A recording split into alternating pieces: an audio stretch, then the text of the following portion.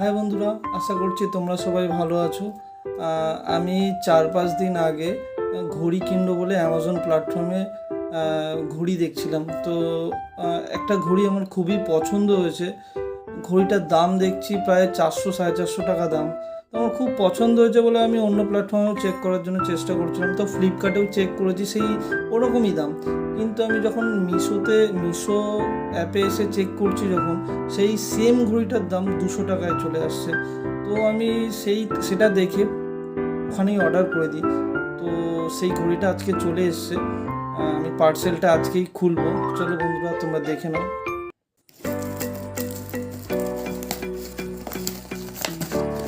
জানি না কেমন আসবে, আশা করছি ভালোই আসবে।